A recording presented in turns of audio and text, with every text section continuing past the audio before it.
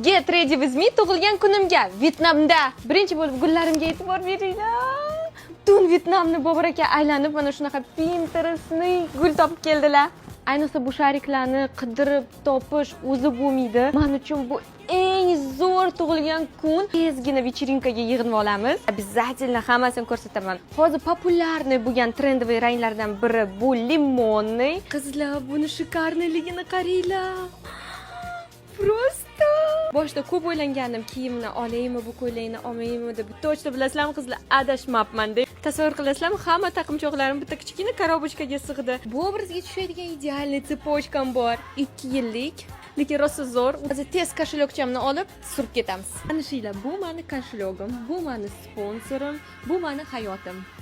Restoranga ketayotgan paytimiz shunaqa chiroyli joy ko'rdik. Tez taqinchoqlarni sotib olib, armyanskiy joyga keldik. Bobur aka bilan 100% uverenniy bo'lgandik. Bunaqa ta'mlarni Vyetnamda topolmasligimiz. Rotis ichimliklarni 4 xil ta'mi bor. Mangoli gazirovka, klubnika, malina aralashgani. Uzumligi buni ichib ko'rishingiz shart. Va oxirgisi lime. Vyetnamda zo'r ketadi-yu. Keyin kaksikda Bobur aka oshqozoniga yengillik qildilar. Bularni ta'mi tovuq go'shtiga o'xshaydi deb aytdilar. Men tavakkal qilmasdan sho'rva zakaz qilib yubordim. Tug'ilgan kunimni o'tkazib olib, atboy berdik.